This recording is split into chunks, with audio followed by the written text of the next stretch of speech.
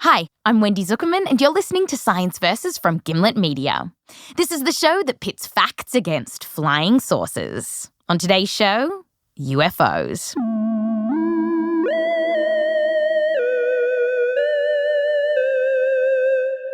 You might think the idea of aliens visiting Earth and UFOs is kind of crazy, perhaps the stuff of people in tinfoil hats or conspiracy theorists. But governments around the world have been tracking unidentified flying objects on and off for decades. And in fact, just last year, the New York Times reported that the Department of Defense was actually running one of these programs really recently. Throughout history, some quite established and powerful people have shown a soft spot for UFOs. People like Winston Churchill and Ronald Reagan. So, on today's show, we're going to try to get to the bottom of two classic questions. 1, could aliens actually exist? And 2, is there any chance they've visited Earth already? When it comes to UFOs and aliens, there's a lot of believers, but then there's science. Okay, so powerful governments have been keeping tabs on UFOs for decades. But here's the thing, scientists have too. And one of those scientists that are trying to work out if the truth is out there is Jill Tarter. So you saw a UFO once? I did see a UFO. My husband and I both did. Jill is an astronomer and pilot, and several years ago, Jill and her husband were flying a plane when they spotted something really odd out of the window. A bright light, 18,000 feet above the ground. What it looked like was the headlight of an oncoming airplane, right? So we quickly called the controller and said, "What's the traffic at our 2 o'clock position?" And he said, "There's nothing on my radar." Right? And it's this sort of classic, oh my goodness, you do see that light, but the controller says there's nothing on the radar. An unexplained bright light hovering near their plane, and nothing on the radar. Spooky. And because Jill is a scientist, her brain was going crazy trying to explain what she was seeing. But up there in that plane, she couldn't deny what was before her eyes. I'm a very skeptical person. I want explanations. I want reasons. And I'm looking at something that I can't explain. Jill says that she watched this light for a couple of minutes. And then something happened. A hole in the clouds that we didn't realize were there opened up some more, and we understood that the light we were seeing was the moon.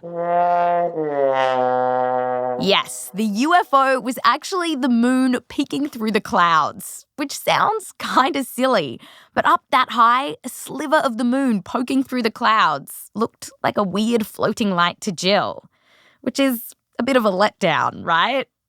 Well, Jill's a nerd, so she was kind of relieved. I'm glad that it became an explained flying object rather than remaining an unexplained flying object. Jill's story tells us that anyone can be sucked into this idea of UFOs, even if just for a second. But then again, Jill is not just any scientist. She co-founded the SETI Institute, which stands for the Search for Extraterrestrial Intelligence. And SETI pops up in Hollywood films all the time, like it's in Independence Day. It's the real thing. A radio signal from another world. And in the 90s film Contact. In fact, Jill was actually the inspiration for Jodie Foster's character in that movie. So beautiful. I had no idea. And SETI captures the imagination of Hollywood because they're doing something really amazing. They're monitoring the universe for signs of alien life. And in particular, they're searching for whether ET has figured out how to use radio.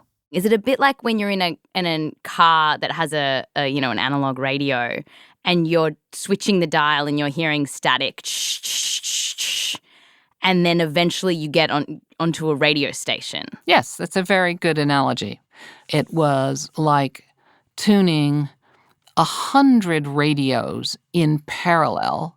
Yeah, SETI's computers are on the lookout for radio signals. And why radio? I mean, that's so old school. It's all about podcasting now, right? Well, radio is a very simple technology, so it wouldn't be too hard for anyone, including aliens, to figure it out. Plus, radio waves also travel really fast at the speed of light, making it a very efficient way to communicate over large distances. We have equipment that looks at billions of radio channels. The problem is that these radio waves are all around us. The sun, the stars, and the planets, they all emit them. So Jill and her team pick these up as they're searching for ET and changing the dials on their cosmic radio. As you're tuning between the stations, and there's that static, about 10 to 20% of that noise is actually coming from the galaxy. That's cosmic radio emission. So how do you know what's ET and what's Uranus? Well, different things emit different kinds of radio signals, and stuff that isn't natural, like a radio transmitter, emits this very particular kind of signal. It's called a narrowband radio signal.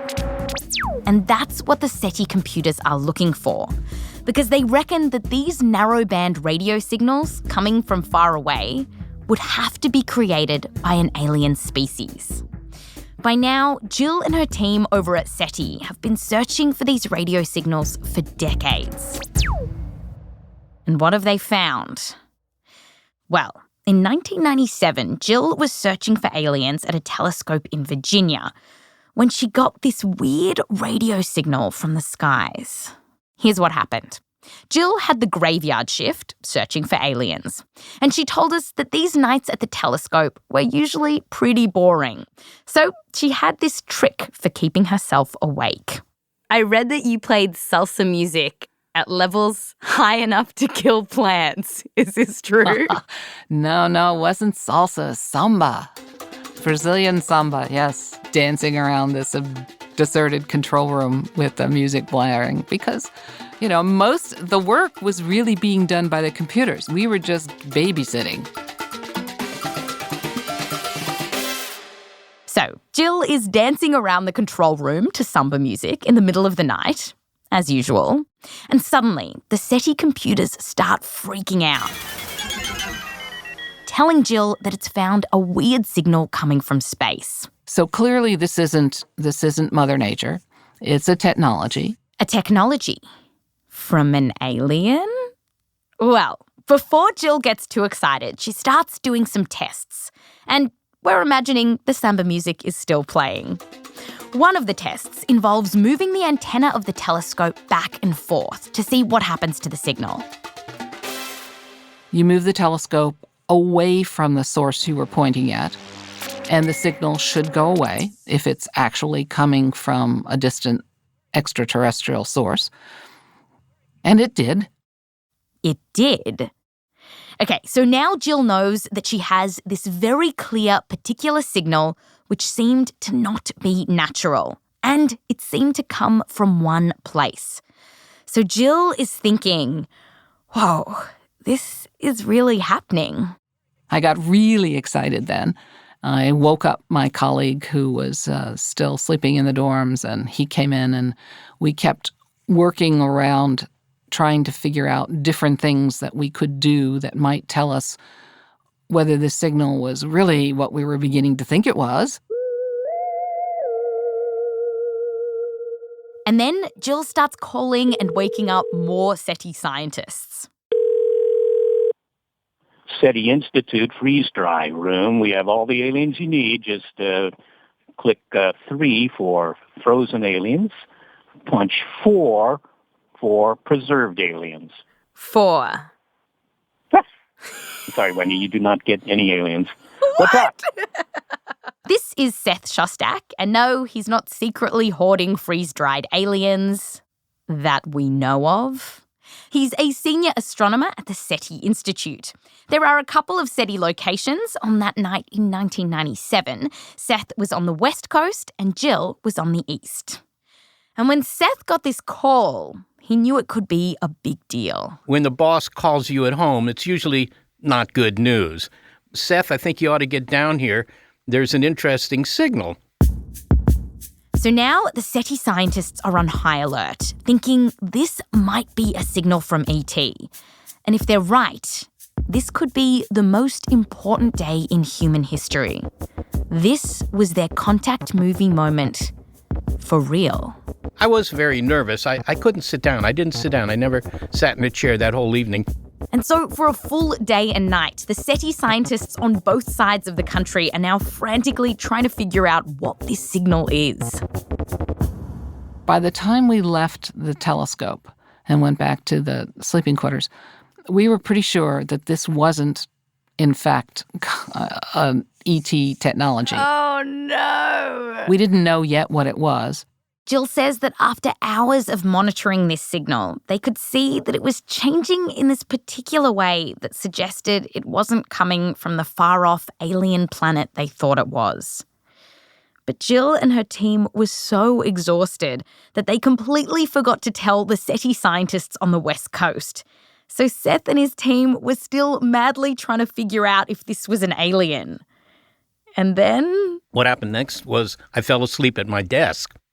And to Seth, this is kind of funny when he thinks about all the conspiracies that people have about what would really happen if scientists discovered an alien signal. If you ask the public what they think would happen, the government would shut us down and take over everything and, whatever. But this showed that, well, actually none of that happens. What actually happens is that you go upstairs and fall asleep on your desk.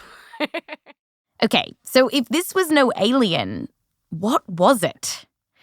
Well, eventually, the team figured out that the signal was coming from a spacecraft called SOHO. I know, right? SOHO? More like, oh no.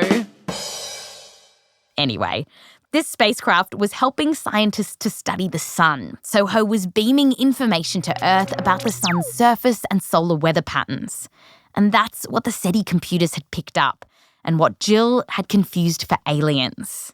Yeah, it was a disappointment.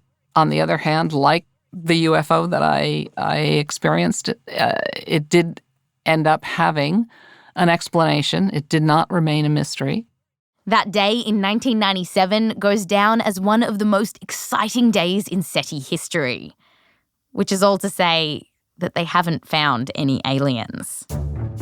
But Jill hasn't given up. She says the search for intelligent alien life has really only just begun, because space is just so big. Here's how Jill explained it to us. She says, if you think about space, like the oceans on Earth. So how much have we searched in 50 years? And my calculation said, well, it's about 1 8-ounce glass of that ocean. So that's it. That puts that in perspective. It's because we haven't really looked yet. And so you believe that there is fish in the ocean? I believe that that's a really good question to ask. And the fact that one glass doesn't turn up a fish doesn't yet mean that there are no fish in the ocean. Just keep fishing. And this is an argument you hear a lot, that there are so many planets in the universe. Intelligent life just has to have sprung up on one of them. We asked Seth about this. And how many planets are there? Well, we know roughly how many planets are in the galaxy. In the Milky Way, it's roughly 1 trillion with a T, trillion. And we can see 2 trillion other galaxies. So, the 2 trillion times a trillion is 2 trillion trillion. It's a lot of trillions. Yeah, that's a big number. I mean, really, that's, usually it's compared to the number of grains of dry sand on all the beaches of the Earth. It's bigger than that. Okay, so all those trillions, that's a bit of a back-of-the-envelope calculation, probably on the high side. But still, everyone who studies this agrees that there is a kangaroo pouch full of planets out there.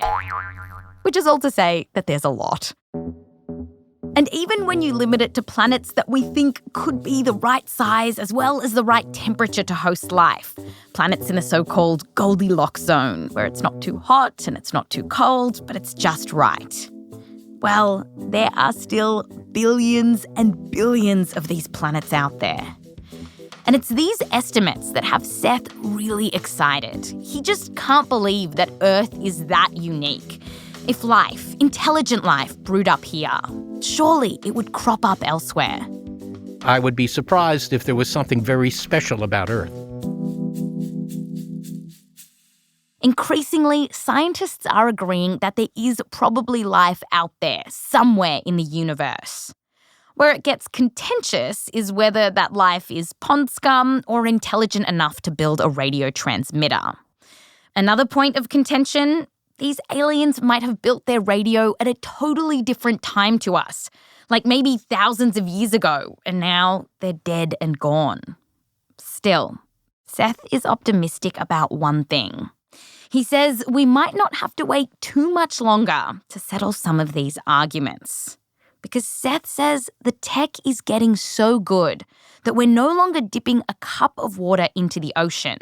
We're starting to pull out buckets. If this experiment's going to work, it's going to work in the first half of this century. You spend so much time thinking about it, so it's not so exciting. But I really thought that this was not something that could happen in my lifetime. Well, just be careful when you cross the street so that, your lifetime is long enough to see this happen. Right? Okay, so other scientists we spoke to thought that this timeline might be a bit optimistic. But still, if it's not crazy that there are other planets that could host intelligent life, and that we might even find that life in the next few decades, what about this idea that aliens have already visited Earth? How crazy is that? After the break, we're tackling one of the biggest UFO conspiracies, Roswell. And we've got answers.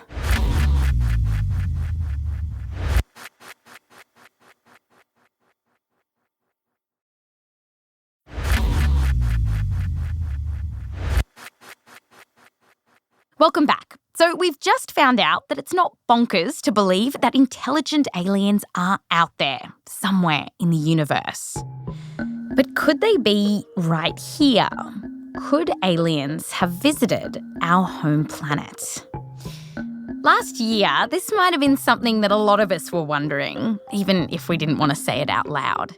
That was when it became public knowledge that the US Department of Defense had a secret UFO program. And this made headlines around the world. To maybe our favorite story of the day, what looks to be a case of real-life X-Files. The existence of a secret government program to investigate UFO sightings. My personal belief is that there is very compelling evidence that we may not be alone, whatever that means. Whatever that means, that was the former US government official who headed up that UFO program.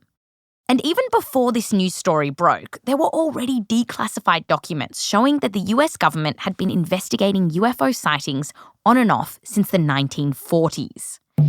So, what does the government know about UFOs? Do they have any evidence that aliens have visited Earth? We asked David Clarke, an investigative journalist and researcher at Sheffield Hallam University in the UK. And he's been trolling governments for decades to find out what they know about UFOs, writing his first letter to the UK Ministry of Defence when he was a teenager. My mum said, "Oh, you've got a letter from the government," and I remember sort of tearing open the envelope and finding this quite polite letter saying, "Thank you for your letter. The Ministry of Defence..." But sorry, mate, there's no good evidence that we've been visited by aliens. Still, that didn't throw David off the UFO trail. He's kept at it, and in particular, keeping a close eye on revelations about one of the most infamous UFO conspiracies of all time, Roswell. Roswell is a touchstone for UFO believers. They say that alien spacecraft crashed in the desert of New Mexico and the government covered it up.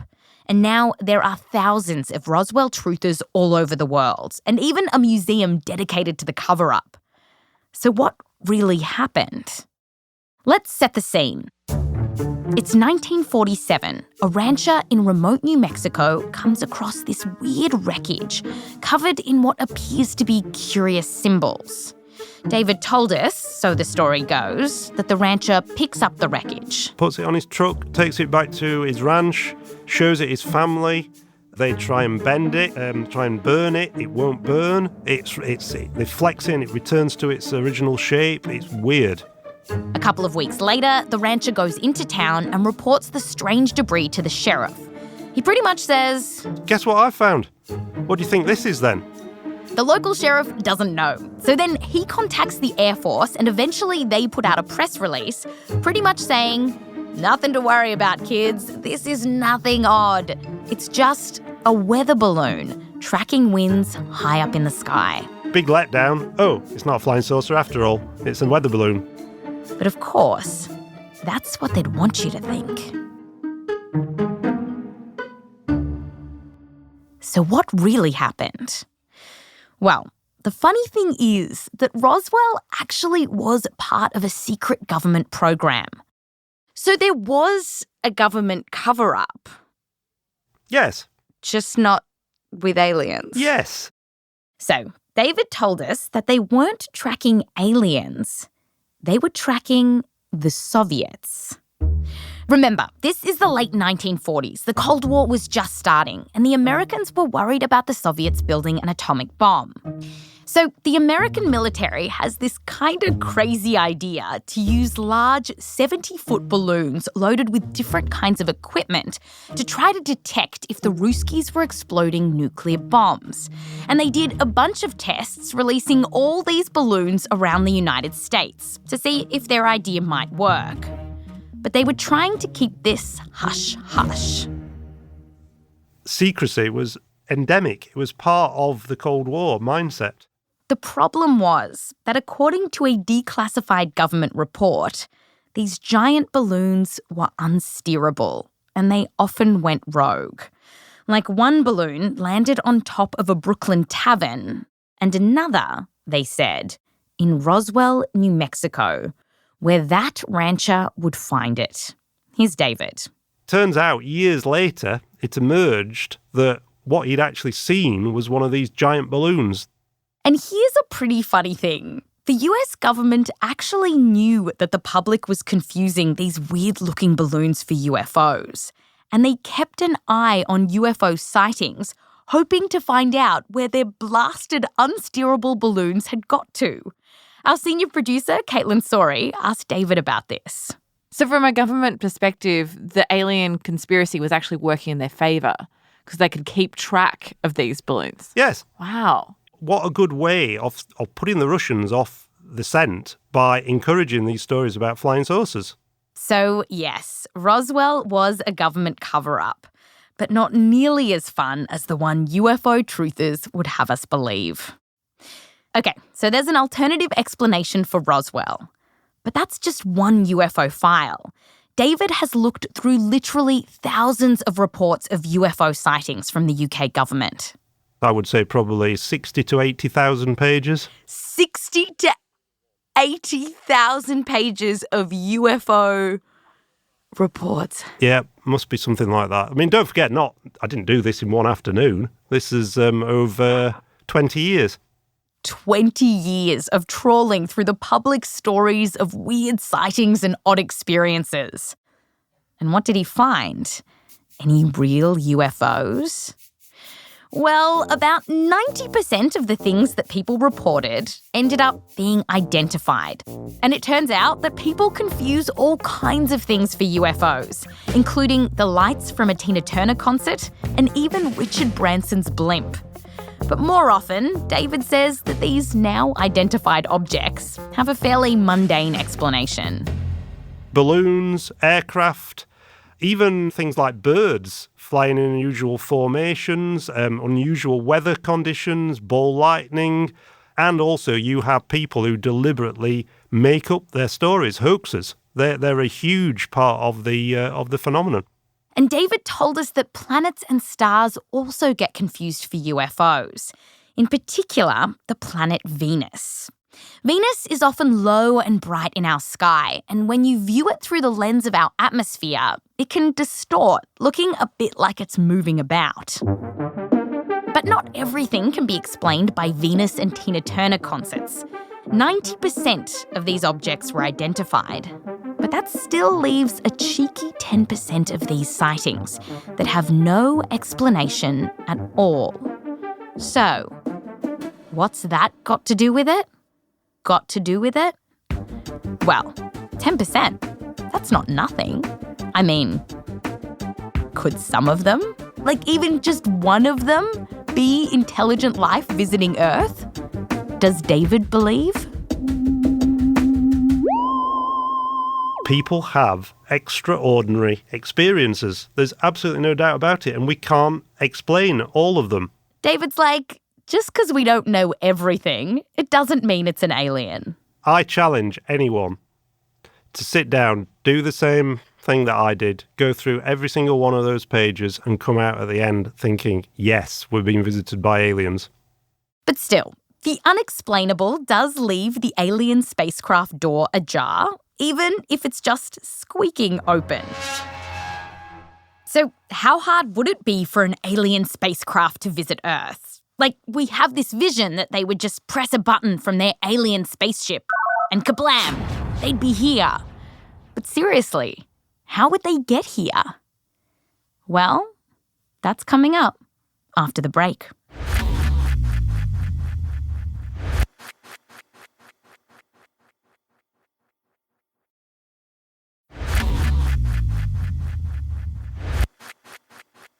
Welcome back. We've just found out that despite lots of people having weird experiences and a cheeky government program exploiting our belief in UFOs, we actually don't have any good evidence that aliens have visited us from afar. But the last question that we want to tackle is this. How would aliens reach us at all? Like, how hard would it be for them to travel from their homeland to ours? To get our heads around that, we need to consider where aliens would be coming from in the universe. We asked Jill Tarter, aka Jodie Foster, about this. Well, they could be as close as the nearest star, which is 4 light years. Jill says the closest planet that we think might host alien life is Proxima b. It's in that sweet-ass Goldilocks zone, and it orbits a star that's roughly 4.3 light-years away. How long does it take to get 4.3 light years away? If you're a rocket with our fuel, tens of thousands of years. Duh. Right? We're slow. We're slow compared to the speed of light. We actually did the calculations, and for an alien ship to come from Proxima b to Earth using our rocket fuel, it would take more than 100,000 years. Plus, a study came out last year suggesting that this planet, Proxima b, might not have an atmosphere, which would make it hostile to life, at least life like us. So it looks like we might have to go even further out for intelligent alien life. How much further out? Seth at SETI has thought about this question long and hard. My calculation, which was based on what I thought were fairly conservative assumptions about all this, suggests that the nearest other aliens might be 500 to 1,000 light years away. That would mean it would take well over 10 million years to get there on rocket fuel. Yeah, let me just do that calculation. No. Yeah, that's about right. Yeah. These are some rough estimates, but the point is, the aliens live very, very far away, if they live anywhere at all, and we have no idea how they would get to us. Using our best technology, you and me, we couldn't get to those aliens. But science fiction has a solution, suggesting that maybe the aliens have access to something that could help them move across the galaxy at a tremendous pace. A gateway. A wormhole. So, just quickly, we wanted a gut check on this. Could wormholes really make long-distance space travel possible? Right, well, wormholes, yes, they're very interesting. This is Jim Al-Khalili. He's a professor of physics at the University of Surrey in the UK. And Jim told us that this idea of wormholes isn't totally loony. Einstein came up with it. It all goes back to Einstein, usually, these things. He developed his general theory of relativity 100 years ago, 1915, and that's the theory that talks about the shape of space and time and how gravity can warp space and time. We've done lots and lots of tests, and it seems to be right. Wormholes, if they exist, come about because theoretically, space and time can warp so much that they can connect two places that are very far apart. So it's a shortcut from one point in our universe to another that takes us out of our universe. Here's how Jim explains it. Look, take a piece of paper, 2 points on that piece of paper. The shortest distance between those 2 points is a straight line drawn on the paper. Now fold the paper over so the 2 points are very close together, hovering above each other with a gap of air between them. Imagine you could hop from one point out of the paper through the air to the other point. Okay, so it looks good on paper, but is it actually physics? Well, Jim told us that we haven't actually found any wormholes. They live in the land of theory. That's what we hang on to. The hope that if Einstein's theory is right and it predicts everything else that we've checked out, maybe wormholes are right as well. Now, some scientists, including Jim, think that wormholes are so unstable that it would be impossible to actually travel through them. But Jim did say that, at least in theory, perhaps some advanced alien could build a particular kind of wormhole that they could then travel through to get to us. So it sounds nonsense, but, it's fun because I haven't broken any laws of physics in saying any of this. Physics. It sure is fun. Okay, so we haven't found alien life yet. We don't have any good evidence that they've found us, and we don't even know how they would reach us. But still, there are a lot of planets out there. Kangaroo pouches full of them. So who knows? Maybe you and I will live to have our Hollywood contact moment. So beautiful. I had no idea. That's Science versus UFOs. This episode has been produced by our senior producer, Caitlin Sori, as well as me, Wendy Zuckerman, and Rose Rimler, with help from Shruti Ravindran and Meryl Horn. Fact-checking by Michelle Harris and Meryl Horn. Music written by Bobby Lord and Emma Munger. Editing by Blythe Terrell. Additional editing help from Caitlin Kenny. We performed a version of this episode live for Gimlet Fest, and we were joined on stage by our Aussie mate and mathematician Adam Spencer, who has his own podcast you should check out called The Big Questions, as well as astronomer Dr. Emily Rice. So thank you very much, guys. We'd also like to thank Dr. Ravi Kumar Koparapu, Dr. Craig O'Neill, Dr. Jesse Christensen, Dr. Cameron Hummels, Dr. Phil Hopkins, Dr. Avi Loeb, and many, many other researchers who helped us out on this. Next week, we're tackling serial killers. How do you really make a murderer? Then he used her head for a dartboard, but he wasn't done killing. You never turn your back on a serial killer. I'm Wendy Zuckerman. Fact you next time.